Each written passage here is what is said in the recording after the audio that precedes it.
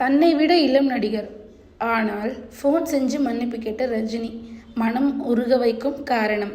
தமிழ் மட்டுமில்லாமல் இந்திய சினிமாவில் சூப்பர் ஸ்டாராக இருந்து வரும் ரஜினிகாந்த் சமீப காலமாக அதிகமாக விமர்சனங்களை சந்தித்து வருவதுடன் சமூக வலைதளங்களிலும் ட்ரோல் செய்யப்பட்டு வருகிறார்.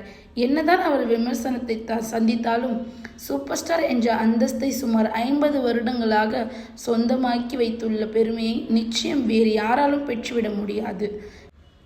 இதில் ரஜினி மீது வரும் விமர்சனங்களை பாதியும் அவர் 70 வயது தாண்டி திரைப்படங்களில் அந்த இடத்தை மற்ற நடிகர்களுக்கு விட்டு கொடுக்காமல் சொந்தமாக சூப்பர் ஸ்டார் பட்டத்தை வைத்துள்ளார் என்ற ஒரு பொறுமையும் உள்ளது.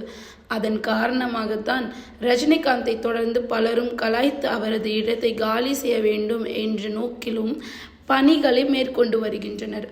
ஆனால் என்ன நடந்தாலும் ரஜினிகாந்தின் சூப்பர் ஸ்டார் என்ற இடத்தை வேறு எந்த நடிகராலும் பெற்றுவிட முடியாது என்பதனுடன் மட்டுமில்லாமல் இளம் நடிகர்களுக்கு சவாலாக தொடர்ந்து பல முக்கியமான திரைப்படங்களிலும் ரஜினிகாந்த் நடித்து வருகிறார்.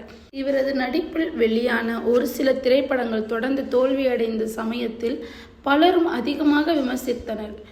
ஆனால் நெல்சன் திலீப் குமார் இயக்கத்தில் கடந்த ஆண்டு ரஜினி நடிப்பில் வெளியான ஜெயிலர் திரைப்படம் வசூல் ரீதியாக மட்டுமில்லாமல் மக்கள் கூட்டமும் திரையரங்கில் முட்டி மோத மிகப்பெரிய பிளாக்பஸ்டர் படமாக மாறியிருந்தது.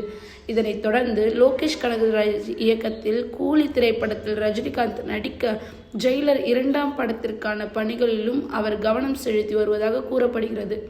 ரஜினிகாந்த் பிறந்தநாள் டிசம்பர் 12ஆம் தேதியன்று ஜெயிலர் 2 அறிவிப்பு வீடியோ வெளியாகும் என தகவல் தெரிவிக்கின்றது. இதனிடையே நடிகர் மற்றும் இயக்குனர் ராஜபாண்டியன் தன்னிடம் ரஜினிகாந்த் மன்னிப்பு கேட்டது தொடர்பாக ஒரு நேர்காணலில் தெரிவித்த கருத்து பலரையும் மனம் கண்கலங்க வைத்தது. ஒரு நாள் அதிகாலை 3 மணி இருக்கும். நான் விமான நிலையத்தில் வந்திறங்கி பாஸ்போர்ட் சரி பார்க்க வரிசையில் நின்று கொண்டிருந்தேன். அப்போது அங்கே ரஜினிகாந்த் வேறொரு விமானத்தில் இருந்து இறங்கி ஆட்கள் அதிகமாக இல்லாத லைனில் சென்றார். அப்போது நான் இன்னொரு வரிசையில் நின்றதை கவனித்து என்னை பார்த்து சிரித்துவிட்டு கொஞ்ச நேரத்தில் அங்கிருந்து கிளம்பிவிட்டார். அதே நாள் காலை 10 மணி இருக்கும். ரஜினிகாந்த் என்னை அழைத்து, சாரி பாண்டியன், நான் உங்களை தனியாக விட்டுட்டு வந்திருக்க கூடாது. நான் அவங்க கிட்ட பேசி பார்த்தேன். அவங்க ஏதேதோ காரணம் சொல்லிட்டாங்கன்னு சொல்லி மன்னிப்பு கேட்டார்.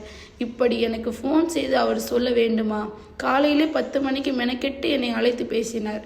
ரஜினிகாந்த் ஒரு மனிதன் என பாண்டியராஜன் மிக மன நெகிழ்ச்சியுடன் குறிப்பிட்டுள்ளார். இதை பற்றி உங்களோட கருத்து என்னன்றதை மறக்காமல் கமெண்ட் பாக்ஸில் கமெண்ட் பண்ணிடுங்க.